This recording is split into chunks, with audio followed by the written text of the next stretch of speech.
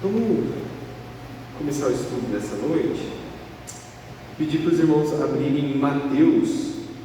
Inclusive a gente vai ler alguns versículos de Mateus, mas Mateus 22, 29.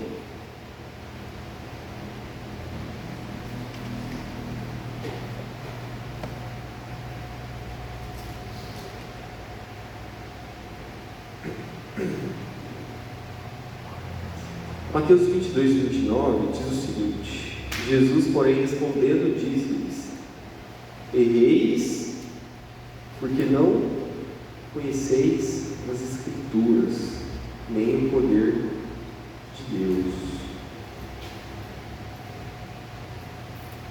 Irmãos, é fato que quando a gente lê a Bíblia, a gente vai gerando intimidade com Deus.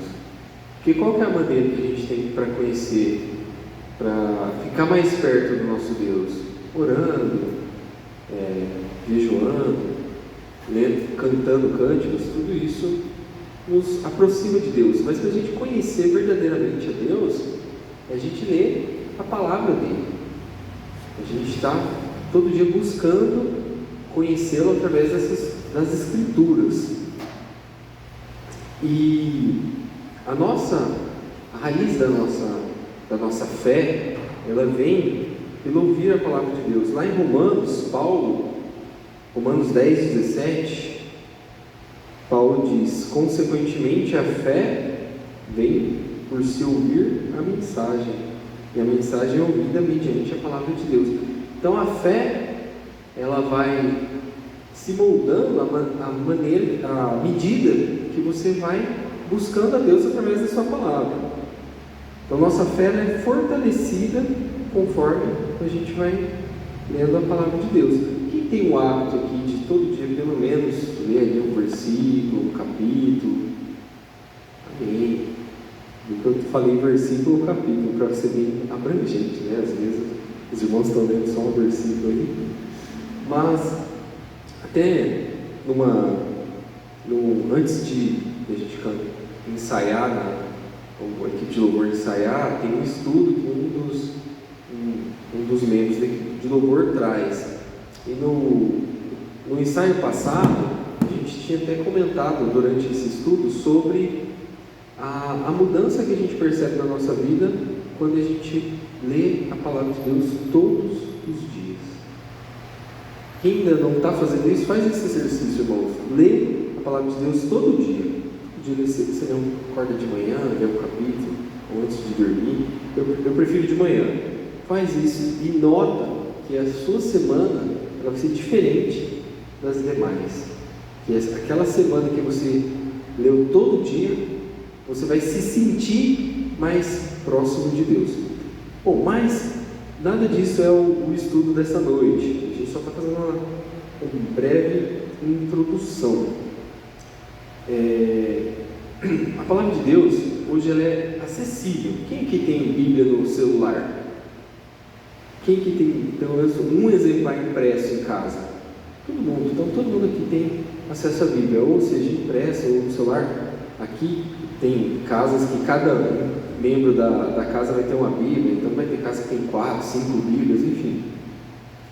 Então, a Bíblia, a gente sabe que é o livro mais vendido do mundo. Eu trouxe duas informações aqui que estimam que mais de 5 bilhões de cópias da Bíblia foram vendidas.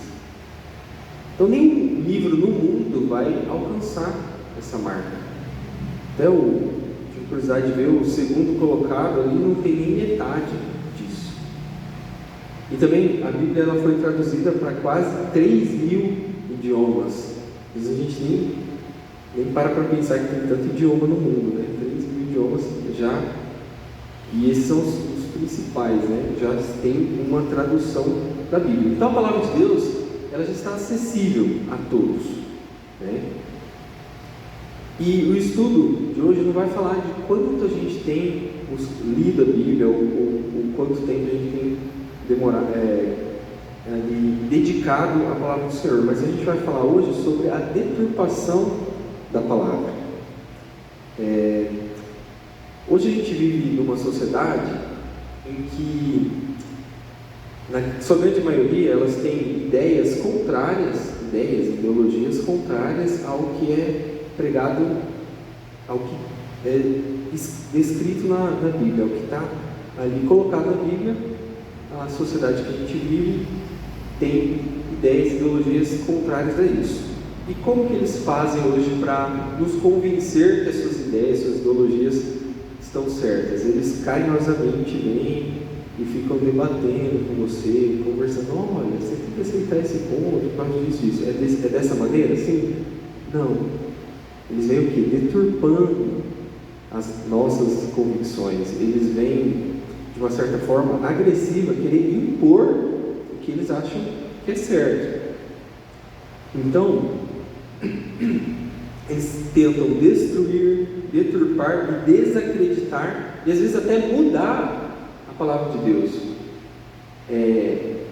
Vamos dizer, de uma certa forma, traduzir o que está escrito para o que lhe convém, né? Usar a palavra de Deus para o que lhe convém. Então, de uma certa forma, essa sociedade ou essas pessoas, elas vêm para destruir as bases do cristianismo, destruir a base da nossa fé. Lá em Mateus, quem ainda está com a Bíblia aberta, Mateus 24, 35. Quem pode ler esse versículo? Os céus e a terra passarão, mas as minhas palavras não vão passar.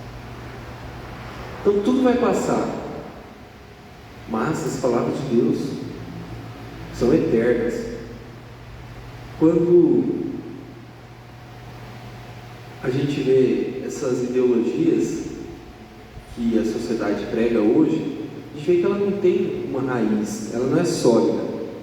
Que hoje eles pregam uma coisa, eles defendem uma coisa, amanhã eles vão passar a defender outra coisa, e assim sucessivamente. Então são coisas que vão mudando conforme a sociedade vai mudando, são ideologias que vão mudando conforme a necessidade vai aparecendo, ou uma coisa nova eles inventam, então eles vão mudando. E a palavra de Deus é o que? Ela muda? Não, ela é imutável, ela é eterna. Então tudo isso que a gente vive, todo esse contexto social, sempre vai passar. É igual quando a gente lê o Novo Testamento, a gente vê que eles estavam inseridos ali na época do Império Romano. O Império Romano foi um dos impérios mais poderosos da Terra, né? Teve ali basicamente uns 500 anos de existência, dominou vários países, parte da África, parte da Europa, até pedaços da Ásia, enfim, Oriente Médio. Então era um domínio muito grande. E onde está o Império Romano hoje? Ele se passou, como todos os reinos dessa terra, ele também se passou. Então tudo que hoje a gente pode ver como grandioso ou como uma coisa fantástica que a humanidade construiu, isso aí vai passar. Isso aí tem um tempo determinado, mas a palavra de Deus não. A palavra de Deus ela não vai passar, porque ela é eterna. Então todas essas convicções que as pessoas têm hoje, de ideologias, de ideias, elas estão enraizadas em coisas que não são eternas, em coisas que vão, com o tempo, vão caindo e vão sendo substituídas por novas. Então onde que eu quero chegar com isso aí? Que a gente tem que entender que no que a gente está enraizando a nossa fé é eterno. Então se tem alguma coisa que está surgindo, ou que já surgiu, que vai contra o que a gente acredita, que vai contra o que está escrito na Bíblia, você tem que ter a plena convicção que o que você acredita é eterno, e aquilo ali que estão te pregando, aquilo ali que estão te falando, é momentâneo e não tem raiz, e aquilo ali vai, com o tempo, vai se desfazer. Então, e a palavra que você crê é a palavra do Deus imutável, do Deus eterno. Então, temos que ter em mente, tudo vai passar, mas as palavras de Deus, não. Lá em Mateus 10, 32, que ainda está com a Bíblia em Mateus, Mateus 10, 32. Acompanhem comigo.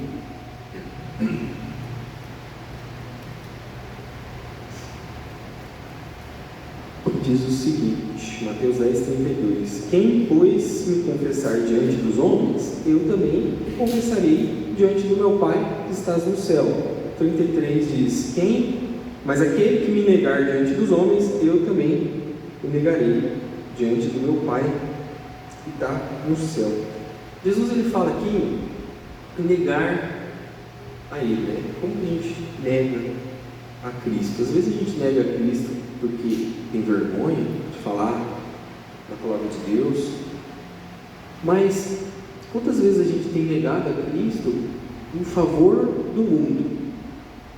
Quantas vezes a gente tem ficado do lado do mundo e tem ficado contra Deus, né?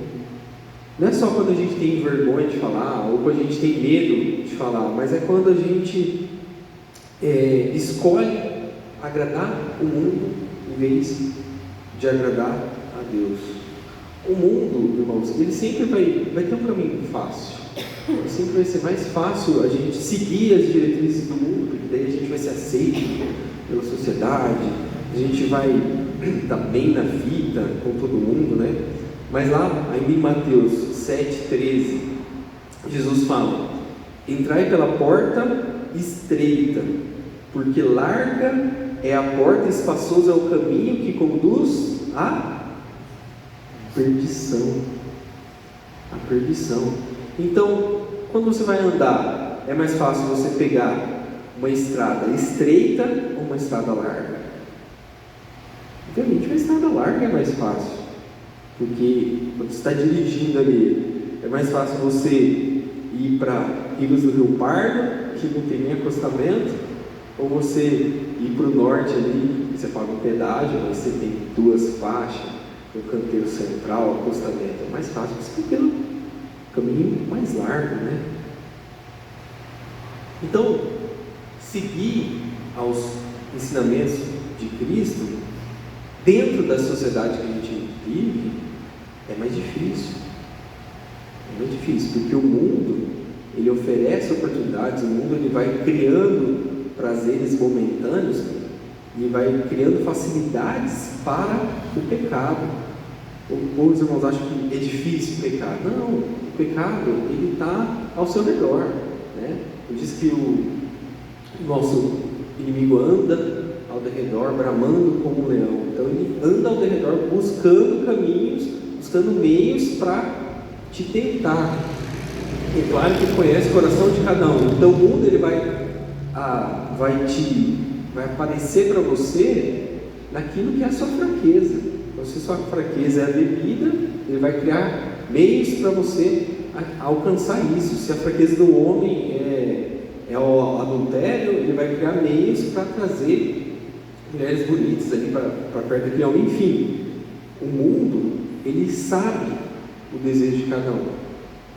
Então ele vai tentar naquilo ali. E às vezes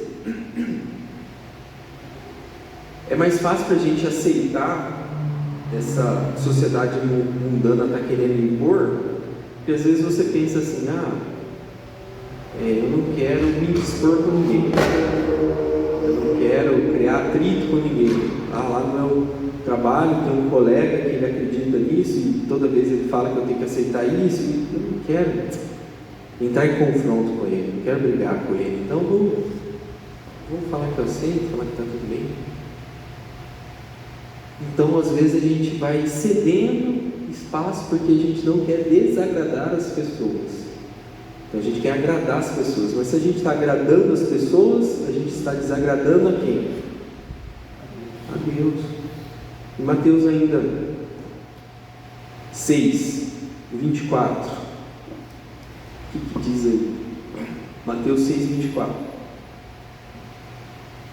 Ninguém pode servir dois senhores, porque ou odiar um e amar o outro, ou se dedicará a um e desprezará o outro. Não poder servir a Deus e a Mamon. Isso. Ninguém pode servir a dois senhores. Então, se você agradar alguém, se colocar 2 senhores na sua vida e você agrada um, automaticamente você está desagradando o outro. Se você coloca Deus como seu Senhor e Salvador, mas se em alguns momentos você também coloca a sociedade mundana como seu Senhor também, porque você está agradando a ela, você está automaticamente desagradando a Deus. Então ninguém consegue servir a 2 senhores. É só um Senhor que você consegue servir. E a sociedade, irmãos, conforme você vai cedendo, essa sociedade que a gente vive hoje, ela é insaciável. Quanto mais você aceitar, quanto mais você ceder, mais eles vão te exigir, mais eles vão querer.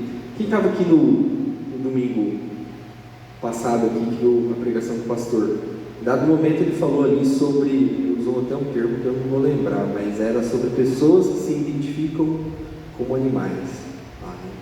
E a pessoa quer que você aceite que ele é um animal agora.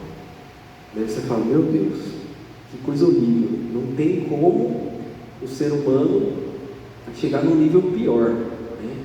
Porque o ser humano que faz isso, ele não tem nenhum amor próprio. Quem dirá amor para as outras pessoas. Daí você fala, não tem como o ser humano chegar num nível mais baixo que isso. Aí aparece uma outra situação.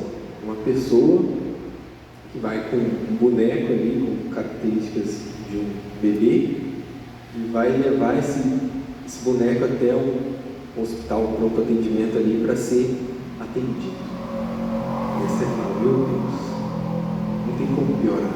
Mas sempre tem, irmãos. Sempre tem como piorar.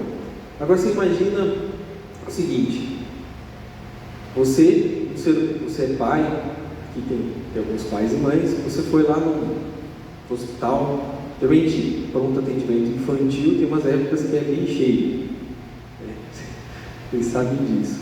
Aí você chegou lá, você está lá com seu filho doente, daí você, poxa, tem uma fila aqui para ser atendido, e seu filho está ali doente, o pai fica preocupado, ele olha para frente na fila da pessoa que está com o boneco, e você fala, o atendimento do meu filho vai demorar, porque essa pessoa vai ter que passar na frente lá, fazer a triagem e ela está com o boneco. Imagina o transtorno que isso aí pode causar. Se é uma pessoa ali nervosa, uma pessoa que não tem ali um amor cristão, ela pode agredir essa pessoa, né? Fala, pô, peraí, eu estou com meu filho aqui, você está com um pedaço de silicone aí, vai agredir essa pessoa. Né? E na verdade esse negócio ele está num hype aí na mídia, mas esse negócio nem é tão novo. Quando eu fui para Campinas no ano passado, a trabalho, e daí eu fui num shopping lá, o maior shopping lá de Campinas, Dom Pedro, um dos maiores da América Latina. E daí eu fui procurar um presente, né, que eu tomei esse costume quando eu viajava a trabalho, trazer alguma coisa para as crianças e tal. Aí comprei um joguinho para o Danilo, comprei um negocinho para a Luana. Aí fui procurar um negócio para bebê, para neném. Acho que a Sara estava com uns 3 meses, não lembro ao certo. Aí não achei loja infantil, mas achei uma loja que vendia o tal do bebê reborn. E tinha de tudo, irmãos, até berço aquecido. Tinha carrinho, berço, banheiro, berço aquecido, tinha de tudo. Eu falei, caramba, esse cara não deve ganhar dinheiro com essa loja, vai fechar isso aí daqui a pouco. Quem que compra um negócio desse? E eu vi lá, tinha mais opções de roupinha e acessórios femininos, infantis, do que outras lojas, vocês têm uma noção. Lojas de departamento que eram lojas de bebê, aquela loja lá tinha mais acessórios do que as outras. Então isso já no ano passado. Daí hoje a gente vê que está em alta e na mídia, mas porque está dando engajamento, então tem muita gente falando sobre isso, né? Até para desviar foco de outros assuntos que é mais importante para o país. Mas enfim. Daí você olha tudo isso e fala, cara, não tem como a sociedade inventar alguma coisa pior. Então a gente não pode duvidar da capacidade humana de fazer o mal ou de inventar o mal, porque eles vão conseguir criar coisas ainda mais piores. E quando você estiver aceitando cada uma dessas coisas que eles vão impondo para a gente, eles vão exigindo mais, eles vão querendo mais. Então, é insaciável. E tudo isso a gente vê, irmãos, a falta de amor mesmo, né? No caso dessa uma pessoa que pega um bebê e vai no hospital, numa fila pediátrica, atrapalhando o atendimento de outras, é falta de amor. A pessoa que anda que nem um quadrúpede, é falta de amor próprio. Ainda em Mateus 24, no versículo 6, a gente vê o seguinte: Jesus falando assim, ó, vocês ouvirão falar de guerras e rumor de guerras, mas não tenham medo, é necessário que tais coisas aconteçam, mas não é o fim ainda. Nação se levantará contra nação e reino contra reino, haverá fome e terremotos em vários lugares. Versículo 10. Naquele tempo muitos ficarão escandalizados, trairão e odiarão uns aos outros, e numerosos falsos profetas surgirão e enganarão a muitos. E o versículo 12 diz: devido ao aumento da maldade, o amor de muitos se esfriará. E quando a gente vê esses relatos, irmãos, eu vejo exatamente isso aqui: o amor da humanidade se esfriando, as pessoas ou não tendo amor próprio ou não tendo amor para os seus semelhantes. E daí até eu vi numa das discussões lá, uma pessoa falava: pô, mas por que essa pessoa não adota uma criança que está precisando? Ela vai entregar o amor dela para um ser inanimado.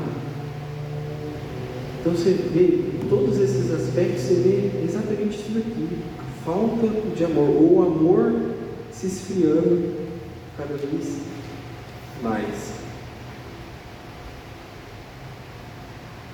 Então, irmãos, a gente nunca deve duvidar da capacidade humana de fazer o mal, né? Nunca duvidar da criatividade humana de inventar alguma coisa pior.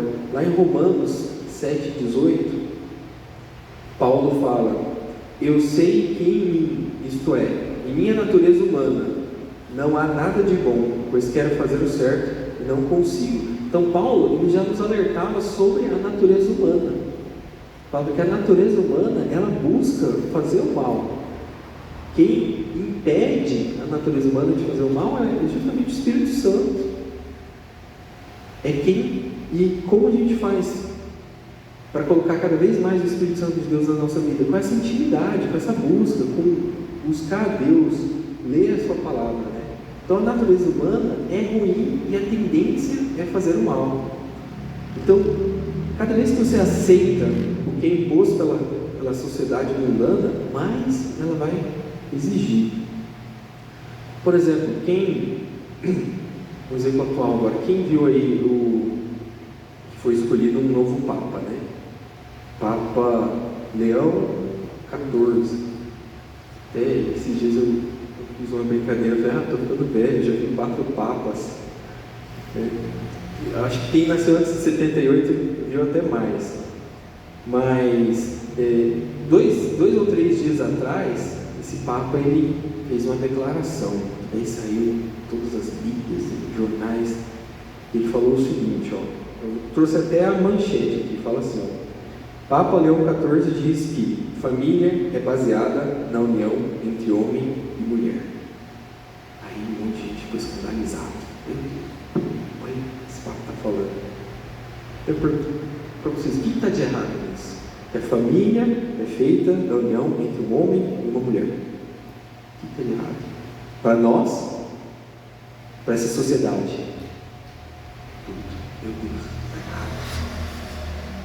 Gênesis 2:24 diz o seguinte: deixarás o homem, teu pai e sua mãe, se unir com uma mulher, e juntos eles tornarão uma só carne. Então, desde lá dos primórdios de Gênesis, é isso que existe: o homem que se une com a mulher, e juntos eles formam uma família. Sempre foi assim. E para gerar uma vida, você precisa do cromossomo feminino e do cromossomo masculino. Você precisa do XX da mulher e do XY do homem. Com o X do homem e com o X da mulher vai gerar o quê? Uma outra mulher. E com o Y do homem e o X da mulher vai gerar o quê? Um homem.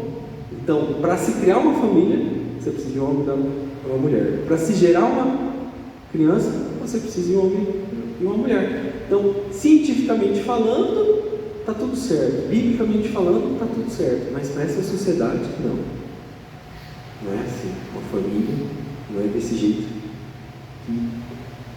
que tem que ser. Tem que ser qual o jeito? O jeito que eles querem. O jeito que eles querem hoje. Porque amanhã eles podem querer de outra forma. E o mais estranho, irmãos, é quando a gente olha essas pessoas que ficam indignadas com essas situações. Na maioria das vezes são pessoas que elas escolheram seguir uma vida longe dos caminhos do Senhor, né? Longe dos ensinamentos cristãos. Então, uma vida de pecado, uma vida errônea, com outras ideologias que ela acredita, diferente daquilo que a gente acredita. Então, essa pessoa, eu penso que era para ela estar assim, vamos assim dizer, não ligando para o que a Bíblia fala, não ligando para o que a igreja diz. Mas por que ela fica tão nervosa e alvoroçada com o que a Bíblia fala? Porque justamente ela quer ser aceita, justamente ela quer que se mude a visão que tem na Bíblia, ou que tem nos nossos costumes, justamente para encaixar o que ela acha que é verdade, o que ela acredita como verdade. Então não é só uma questão de ela ir contra o que o cristianismo prega, é uma questão de que ela quer que a gente aceite o que ela acredita como verdade. E o Evangelho, irmãos, as boas novas da salvação, ela vem com esse intuito assim, de alegria, né? Tem que falar as boas novas do Evangelho. Ela vem com uma palavra alegre, mas também ela vem com o quê? Uma mudança de vida. O Evangelho, ele exige o quê? Renúncia. Lá em Romanos 1,16 diz: porque não me envergonho do Evangelho de Cristo, pois é o poder de Deus para a salvação de todo aquele que crê.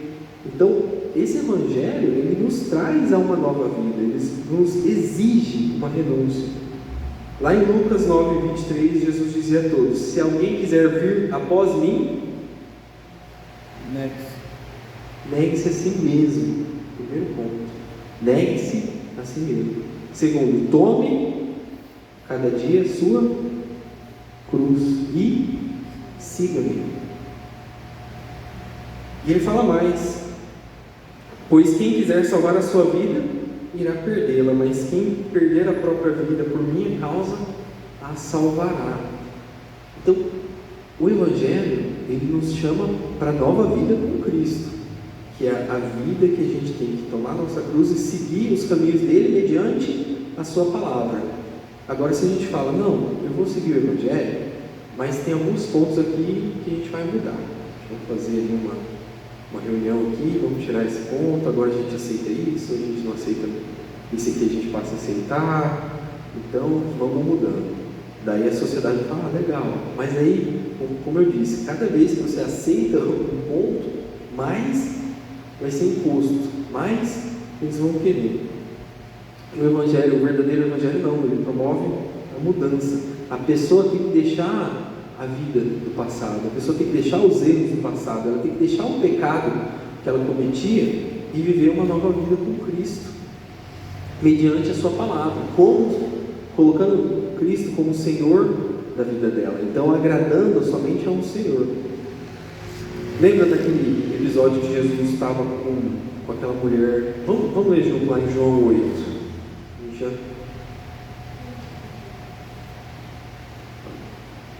João 8, versículo 1.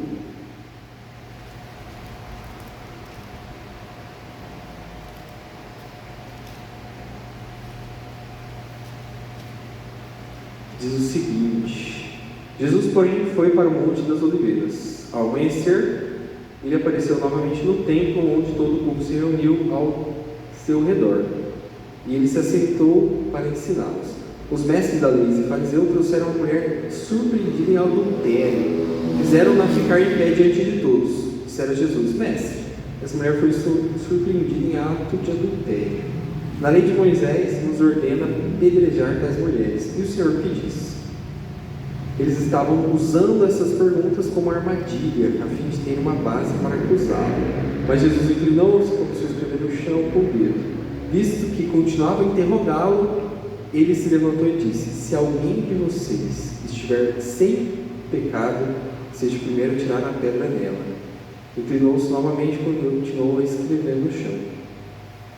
Os que ouviram foram saindo, um de cada vez, começando pelos mais velhos. Jesus ficou só com a mulher em pé diante dele. Então Jesus pôs-se em pé e perguntou: Mulher, onde estão aqueles que te acusam? Ninguém a condenou? Ninguém, Senhor, disse ela. Declarou Jesus: Eu também não a condeno. Agora vá e abandone a sua vida de pecado. Em outras versões, vá e não peques mais. Então Jesus, ele perdoou aquela mulher, mas ele a convidou a abandonar a vida de pecado. E eis que cada um que vem ao encontro do Mestre, por mais pecaminoso que a sua vida está, por mais deturpado que as suas ações possam ser, quando ele chega e ele verdadeiramente se entrega para Jesus, Jesus faz esse convite: vá e não peques mais, vá e abandone a sua vida de pecado, porque agora a sua vida ela é regida pela palavra de Deus. A sua vida, suas ações, elas são regidas pelo Evangelho de Cristo. Caminhando aqui, irmãos, para uma conclusão que eu escrevi aqui, irmãos, a gente vive hoje em tempos difíceis, onde o que é errado, o que é certo aos olhos da sociedade, parece que é errado, e o que é errado eles querem que a gente aceite como certo, onde a verdade ela é de uma certa forma aplaudida, onde a mentira de uma certa forma é aplaudida e a verdade ela é condenada. Mas a gente, quando serve de Deus, tem que lembrar o que Paulo escreveu em Romanos 12:2. Vamos ler esse último versículo, Romanos 12:2, que diz o seguinte: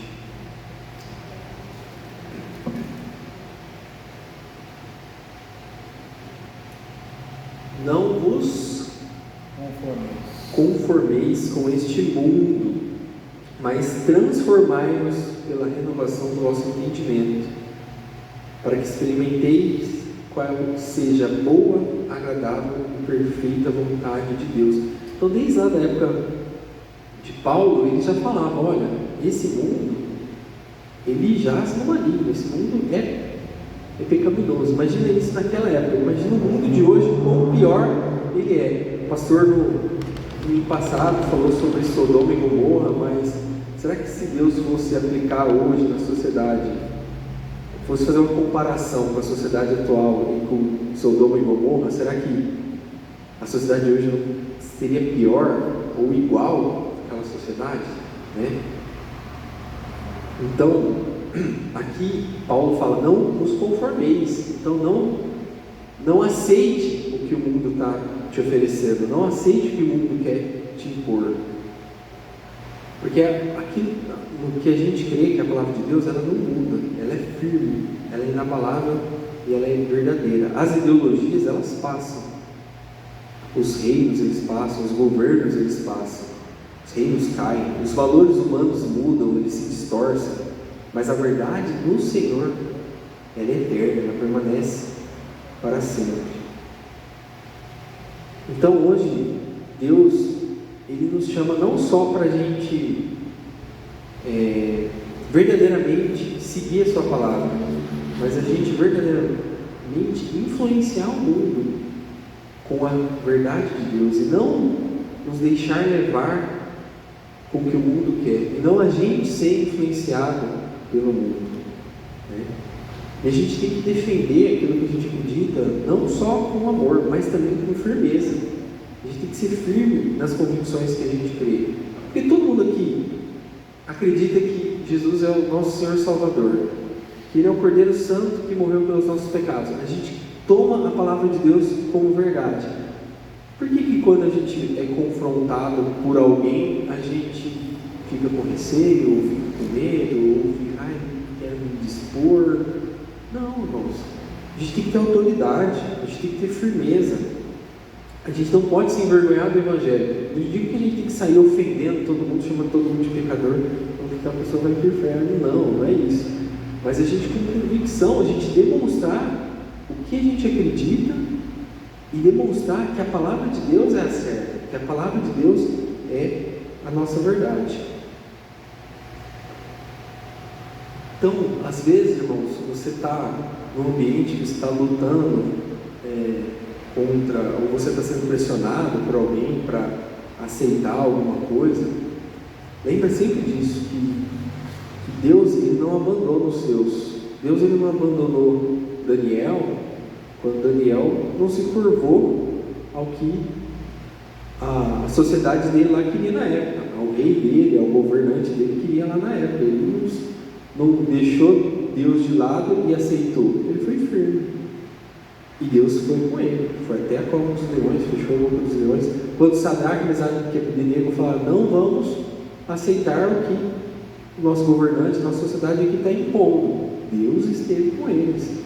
E eles ainda falaram assim, Deus tem o poder para nos livrar, mas ainda que Deus não nos livre, a gente não vai abandonar o nosso Deus. Então eles estavam ali preparados até para uma possível morte, em favor do que eles acreditavam, em favor da verdade que eles colocaram no coração dele, que era a verdade, a palavra de Deus. E a gente tem que ter essa mesma postura, essa mesma firmeza. Se a gente acredita nisso daqui, é nisso aqui que a gente acredita. Se a gente acredita na Bíblia, na palavra de Deus, é nisso que a gente tem que influenciar as pessoas ao nosso redor, e não aceitar e ser influenciado. Irmãos, era basicamente isso que eu queria trazer nessa noite, trazer alguns contextos do que está acontecendo na sociedade e nos despertar para a gente não ser influenciado por esse mundo, para a gente ser um agente de influência nesse mundo.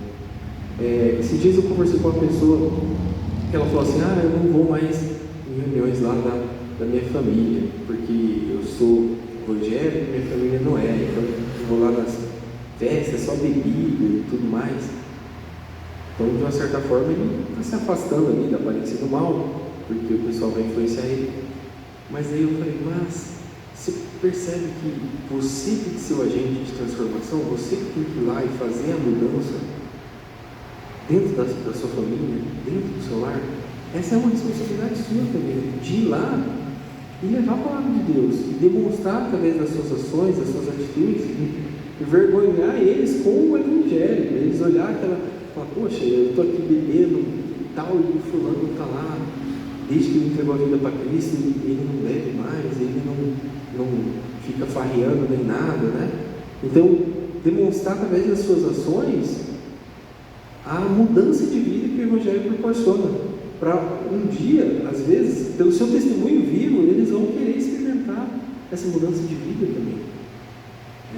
Então a gente tem que também se colocar nesse lugar de agente de mudança de vida das pessoas que a gente ama, dos nossos familiares, tudo mais. Então, no primeiro ponto, não se envergonhar do Evangelho, não se deixar influenciar pelo mundo, pelo contrário, a gente ser esse agente de influenciação, a gente influenciar eles com a verdade, porque a gente está defendendo, irmãos, nada mais que a verdade.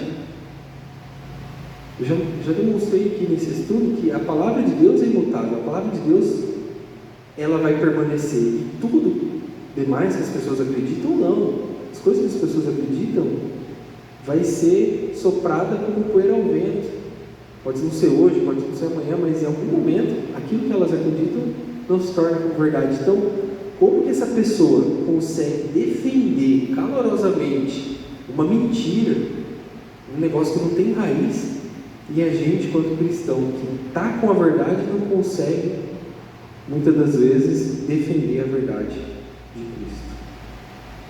Amém? Então, isso que eu queria deixar de reflexão e convido os irmãos a gente fazer uma oração.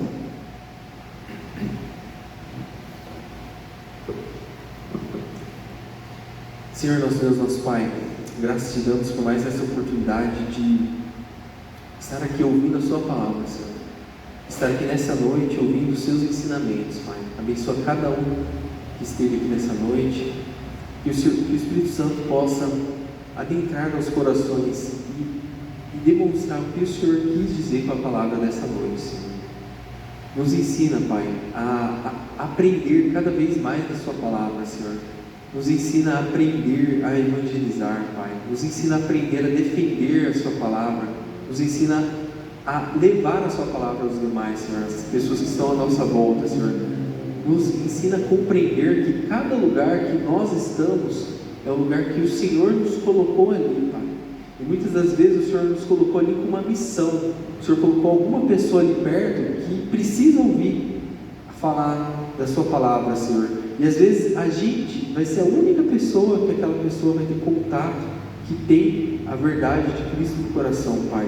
Então nos ensina a enxergar isso, Pai. Nos ensina a falar de Ti, Senhor, a falar as boas novas da salvação para todos à nossa volta, Pai. Essa é a nossa oração, em nome de Jesus. Amém.